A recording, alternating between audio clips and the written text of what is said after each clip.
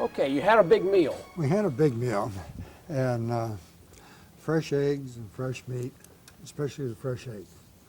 And sometimes the infantry didn't like the tankers because in this breakthrough part, when we get into a town, the first thing we did was look for fresh meat, namely chickens.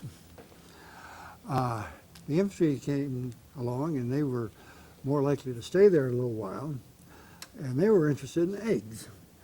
But we ate the chickens. So the infantry didn't really appreciate everything we did. I can understand But that. that was then, but during the bulge, around Bastogne, we carried extra cases of sea rations on the outside of the tank, so the infantry could help themselves. And we took good care of the infantry. They had to dig foxholes. And they had their usual trenching tools, and on the tank we had full-size shovels and axes and so on.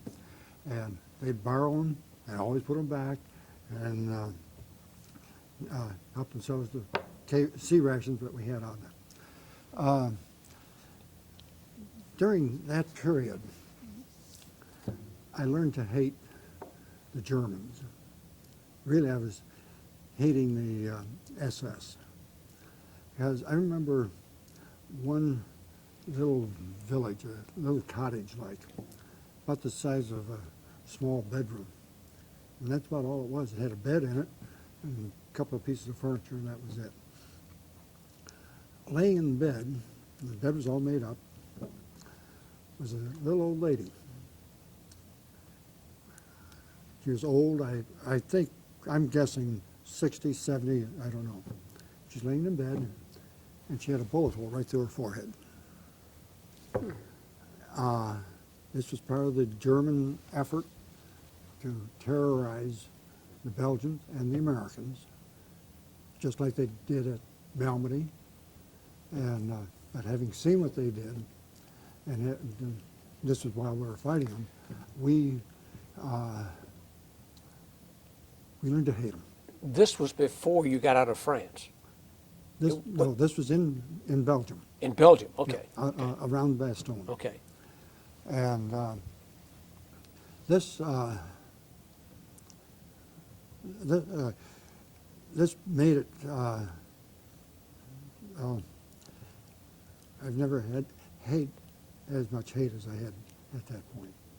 And all the way through, and then when we ended the war at a concentration camp, it just more. We had no sympathy at all for the SS, and not too much for the Germans in general, but certainly not the SS. And so when we started talking about food, then I thought I better bring that in. Mm-hmm. So, Well, how did the German people react to you as you came through? Were you? They were very subdued, and they took orders very quick. And as we were going through, if we came to a roadblock, which is usually logs and stone, everything to block our way, we get the German civilians, whatever we could round up, old men, women, whoever, and they took that roadblock apart because it could be mined. Mm-hmm. And we were going to do it, and we were going to go through it, so they had to do it. Of course, if it was too big a job or they're not doing it fast enough, we backed off and blew it apart. But we tried to make them take it apart. I noticed, I got done saying how I developed a hatred for the SS. I developed a lot of respect for the German people. We had driven across France. And a lot of stuff in France, from Cherbourg to Paris, was still along the side of the road. Nobody had cleaned up anything. In Germany, it seemed that the guns weren't even done when the people were out picking up. They picked up the blocks or stones that they used for building houses, and they put those in nice, neat piles. Everything was clean and neat, and they got things out of the way, but they were saving what they could, and everything, even swept the streets. You know, they just it was a different culture than the French. We had a lot of respect for the Germans. They were clean, they were neat, and so on. Didn't you go into Beirut? Yes.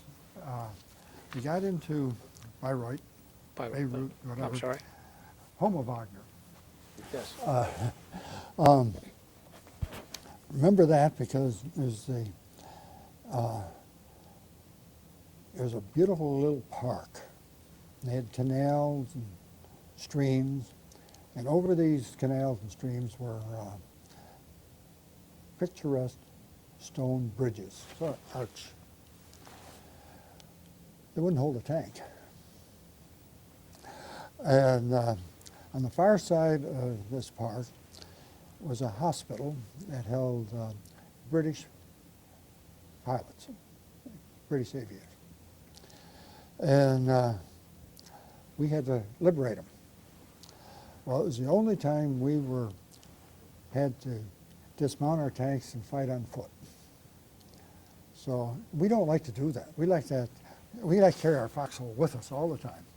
And we approached them, had our gun, we spread out. There was no resistance. The Germans, there were medics who were taking care of these prisoners. They weren't about to fight.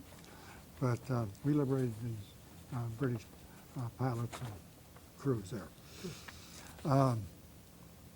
But associated with that, and I have to skip back a town or two, we had captured in the town of Zella-Mellis.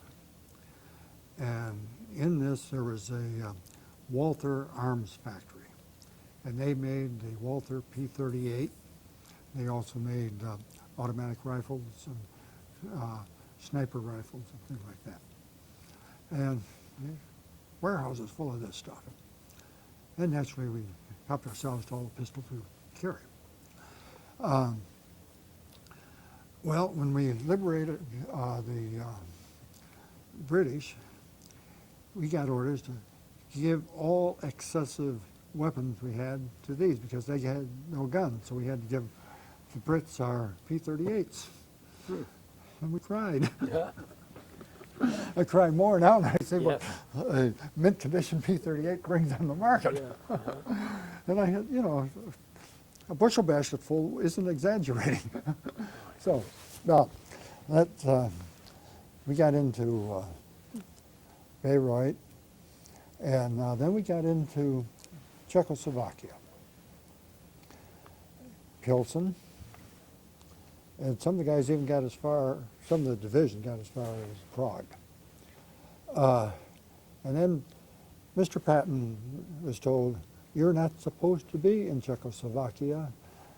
The Russians are going to take Czechoslovakia. So we pulled out of Czech and continued south along the Czech-German border into Austria. Well along the way here, I was detached with about half dozen other guys.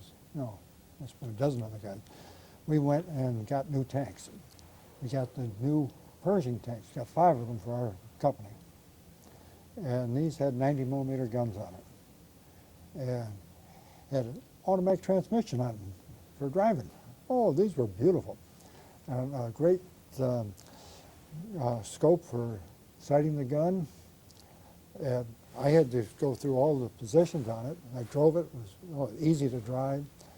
Sighting the gun, I put that round through about a 2-foot square hole 3,000 yards away. First shot. Wham! Wow. Yeah. Why didn't we have this earlier?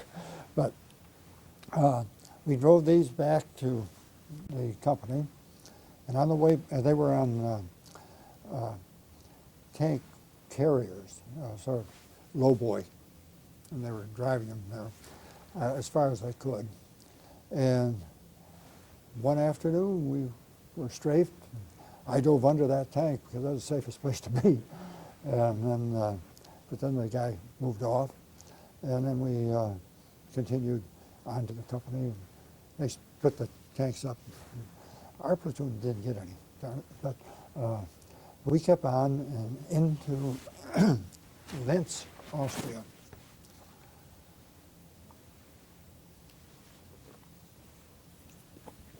Linz was the birthplace of Hitler. It was an important manufacturing center, rail center. They made Messerschmitts there.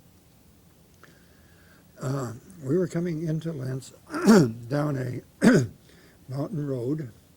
And I say a mountain road because it was curvy. And one side was steep cliff. You couldn't drive on it. It was that steep. And next to the road was a railroad cut.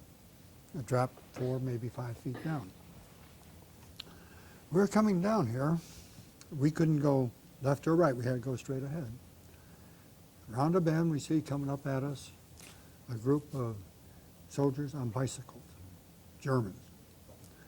And they were pumping hard on their bikes. And I'll never forget, I looked through the periscope and I saw it. Each bicycle had a Panzerfaust on it. That's an anti-tank weapon that's sort of like a bazooka. The head of it, shaped like about a football, shaped charge, deadly on the tank from 40 or 50 yards away. And I think, well, I saw the Panzerfaust first, and I saw the helmets, and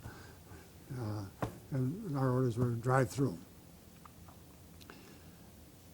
We drove through them with the machine guns, and what our machine guns didn't get, our tracks did. When it was over, there were not 15 or 20, there were 30 or 40 of them, and they were kids, 13 and 14-year-old Hitler youth, Hitler Jungen, and they sent them out to stop an armored division. And that's something I still carry with me. Sure. That was hard. So senseless to send kids out to, with a Panzerfaust to stop a tank. You know, if they'd been, if they'd gotten off the road, they could have set up a beautiful ambush in that railroad cut. They could have taken out the whole column. But they were pumping up that thing, and then we drove through. That was rough. Just beyond Linz, 10, 15 miles,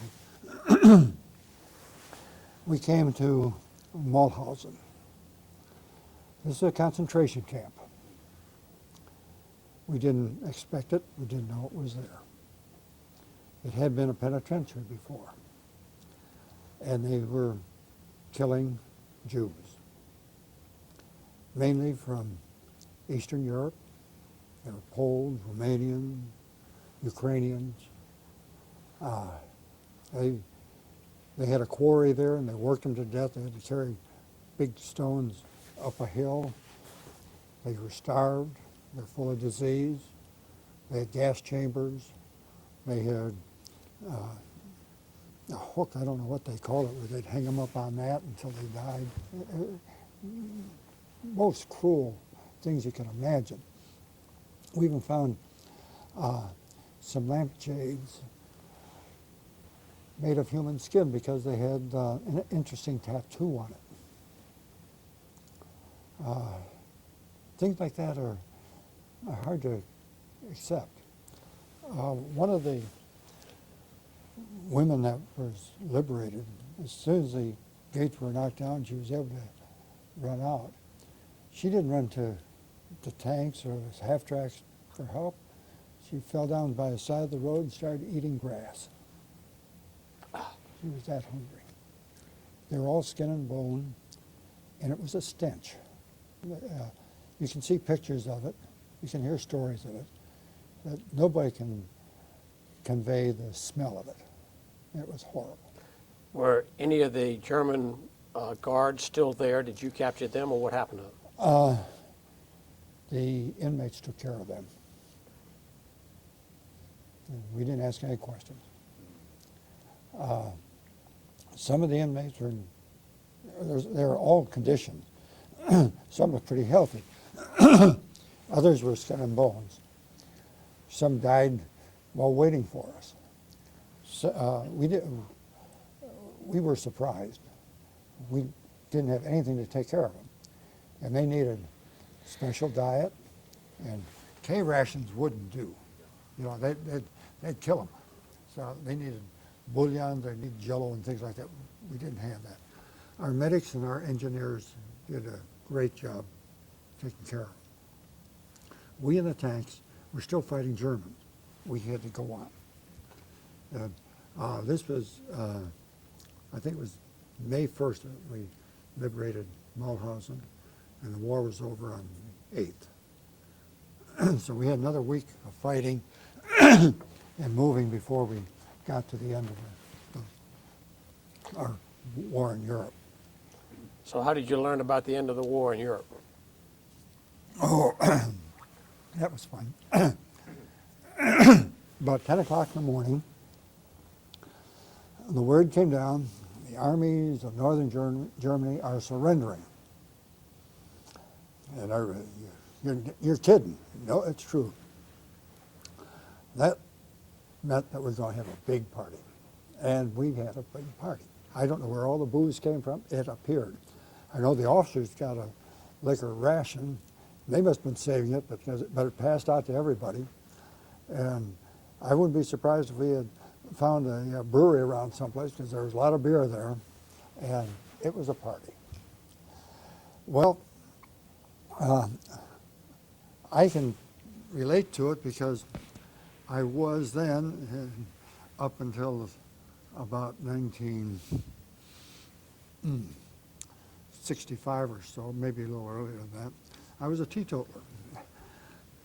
I had a lot of grapefruit juice. But anyhow, about 11 o'clock at night, we get an alert. Another word comes out. We are to move out. Blackout march. There are 52 German Tiger tanks breaking through to the redoubt area. We are to stop them. So we take up our tanks, and with drunken drivers through the mountains, we drive to meet the Germans. Fortunately, the Germans didn't show up, but that blackout drive through the mountains with drunken drivers was one of the scariest parts of the war. That's how World War II ended for me. Uh-huh. And then we had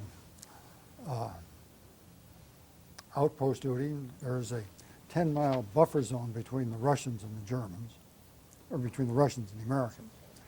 And the Germans were caught in the middle of it.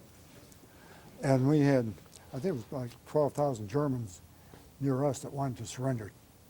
And actually they wanted to surrender to us rather than the Russians. And we said no, we kept turning them back. And finally, we accepted them, and we put them in a field that had a stream running through it. We put some telephone wire around it, just one strand of it. But we had a tank, a dismounted machine gun, a tank, dismounted machine gun, all facing in. And these were from the 12th SS Panzer Group. These are the guys we fought in the Bulge. And we had no love or affection for them at all. And we were very happy if they tried to escape. Said, make our day, really. And if one of us had to fire a machine gun and it sprayed in the camp, so be it. We didn't care. We were hard, we were cruel, we became as inhuman as they did. And that's embarrassing to admit. To feed them, every 2 or 3 days, we'd find a horse, bring it into a camp, shoot it, and they'd have to butcher it and cook it, however they wanted to. One horse for 12,000 people? Yeah. We didn't want to overfeed them. And we didn't have enough rations to share our rations with them. That went on for almost 2 weeks while they were trying to clean up Mulhausen to put them in there.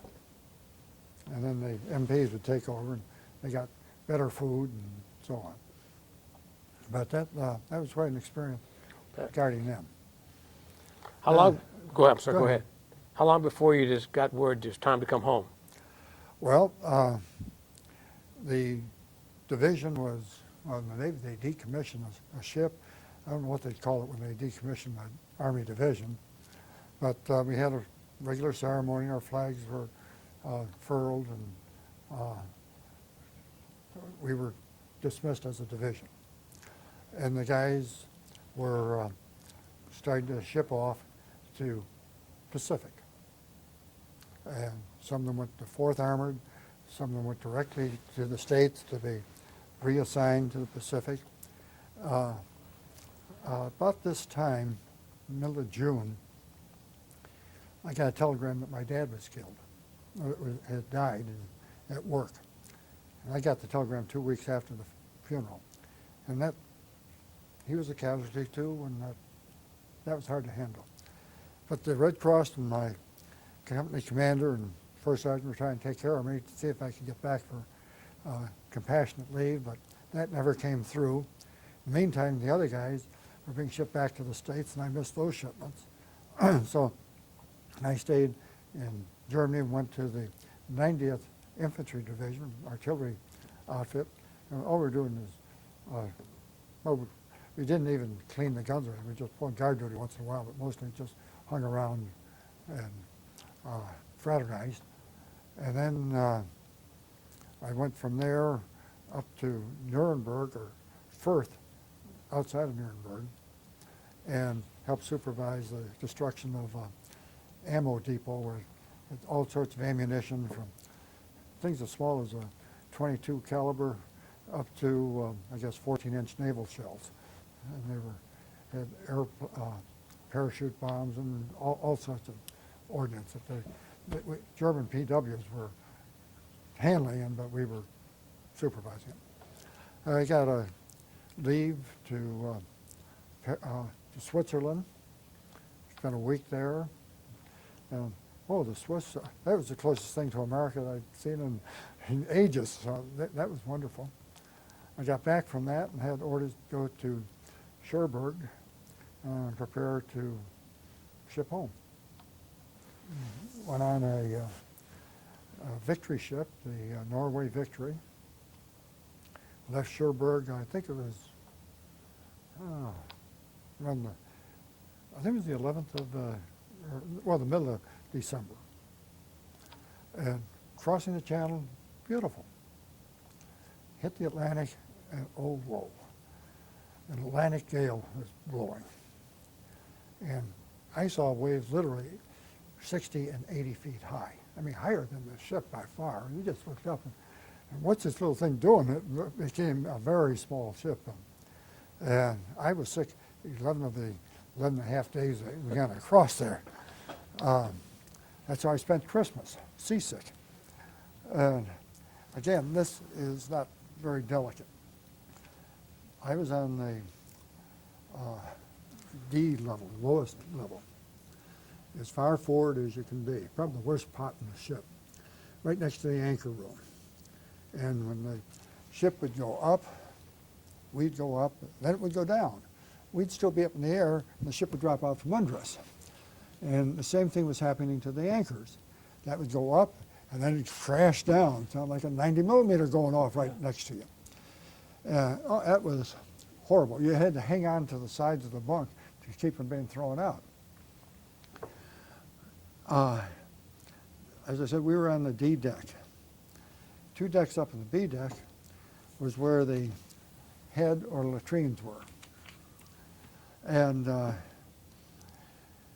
in the latrines, they had urinals. These were troughs, gravity fed. Obviously, gravity wasn't working. It would come down through the grate for the stairway, I guess. I don't know what they call them in the Navy, but down. And I was so sick, I held a GI can. That's a garbage can. My arms were around it. My head was in it. And I was just going back and forth across the slop on the floor. And I didn't care if I lived or died, and whichever came first would be best for me. I was as sick as a dog For 11 days. for 11 days.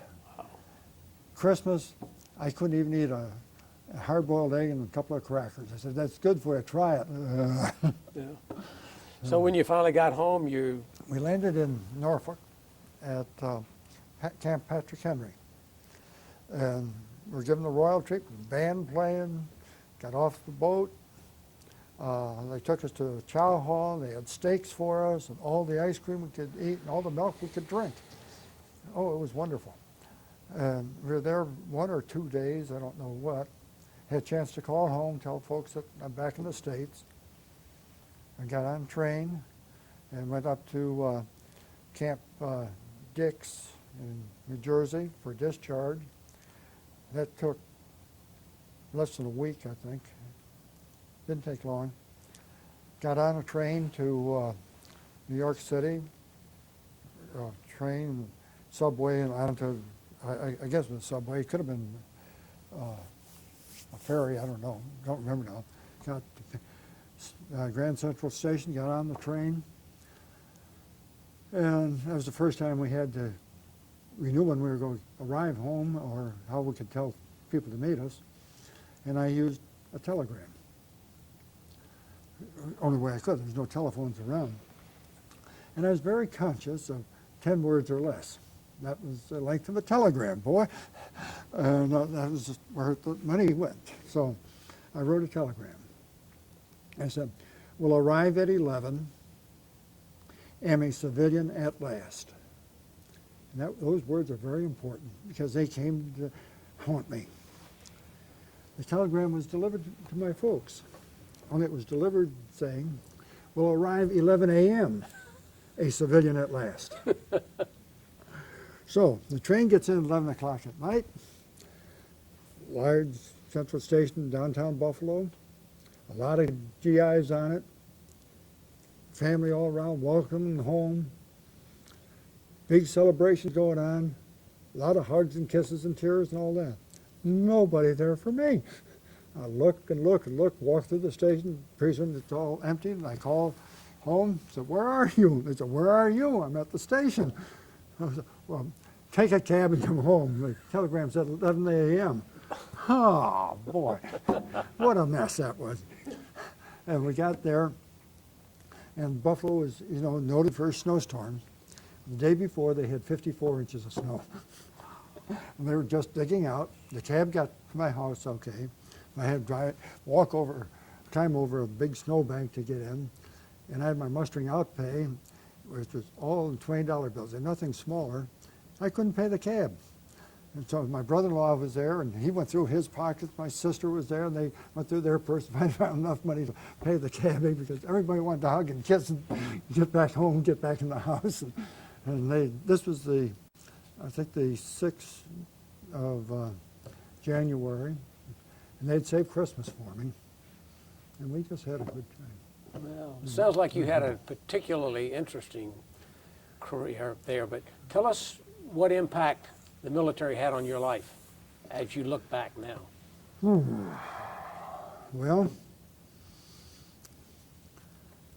I started out enlisting, and I would advise young men, young women today to give the military a shot. Take a chance on it. They'll treat you right. I was in the Enlisted Reserve Corps, as I said. When they were being discharged, they asked me, do you want to go in the reserves? 9 out of 10 guys said, no way, you take the Army and stuff it. I said, sure, I was in the Enlisted Reserve Corps before. I'll sign up again. I did, for 3 years.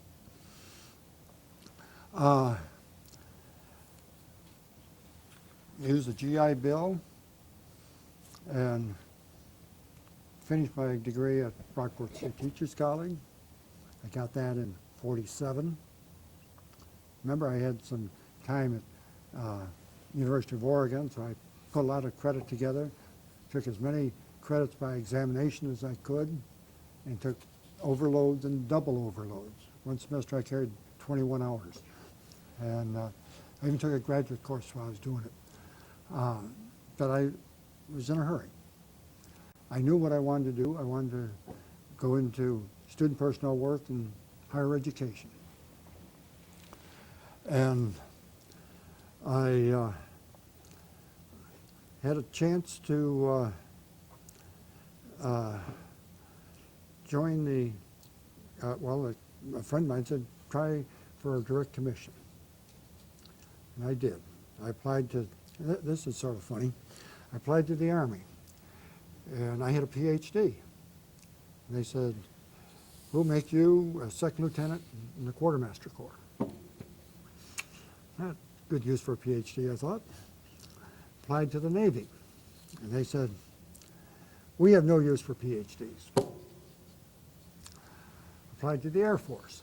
The Air Force said, we'll make you a human resources research specialist and a first lieutenant. It took me less than 20 seconds to accept that deal. So I joined the Air Force, stayed active in the reserve, and this was when Korea was getting real hot. I wasn't called back for Korea. I wasn't called back for Vietnam. I was pursuing a career in community colleges. I became a dean, and a registrar, dean, evening dean, and then they asked me to be the president of a college starting up in Cumberland, Maryland. So I was the founding president of that. I got that accredited in 4 years from scratch, as I say, from get-go. And I mean scratch. I had to order a library, design and order a biology lab, design and order a chemistry lab, hire faculty, write the curriculum, order textbooks, recruit students, and we're ready to go in 1 month's time. That was Cumberland? Cumberland, Maryland. We got into a building program, found a site, worked with architects, designed the building, and all I could see was sitting around and really twiddling my thumbs while they were building. We couldn't take in many more students. And community colleges are growing all over the country. Because of that accreditation effort, I had a lot of attractive offers. And I took one to go out to Kankakee, Illinois, and start their college. I had a little more time there. We took a year to get the classes going. And put in some innovative instructional techniques that seemed to work nicely. And then I got an invitation to go to Passaic County, New Jersey, and Patterson, New Jersey, and do it all over a third time. So I got that going. I was getting pretty weary, and there were a lot of political pressures, and there were more so in the last two colleges. And my activity in the reserves came to the fore. The Air Force said, we'd like you to come back to the Air Force. So I went back on active duty, only this time I went in as a 06 bird colonel, which is a lot better than a private, I tell you. It do make a difference. And started immediately working with the Community College of the Air Force and helped them get their degree granting authority through Congress. I actually wrote the legislation for that and worked with the with ROTC. And during the Vietnam War, many of the colleges, especially the more Ivy League, didn't want anything to do with the military, and they were closing out the ROTC. So if they couldn't support one, we were very happy to pull them out. Now some of them wish they had them back, but the military isn't, at least the Air Force isn't too anxious to have it. But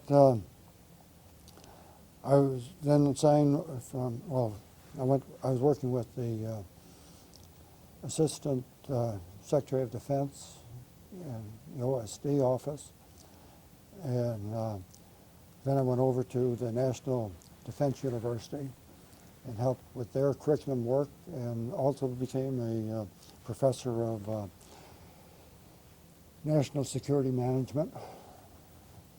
And then my time in the military was up. I retired from years of service, a total of 39 years of active and reserve, enlisted and commissioned. And it was a busy time. You said, what would I tell the kids? I mentioned taking a shot at the military. I'd also want to tell anybody that if you ever hear anybody say that the Holocaust was a propaganda effort, that it didn't happen, they're damn liars. It happened, I saw it, I smelled it, and if you have my full authorization, permission, whatever, if anybody tells you that, you can do them physical violence for me, and I'd appreciate it. So the Holocaust is horrible. We can't forget it. We have to tell the young folks that human beings are still capable of doing that. We got to quit it. Well, Bob, we certainly appreciate your coming and talking to us. I think it's been a tremendous interview. Don, do you have anything Absolutely else? Nothing at all. Well, we certainly thank you, and I think that people in the future will appreciate it as much as we did. I hope so. We appreciate what you did for your country.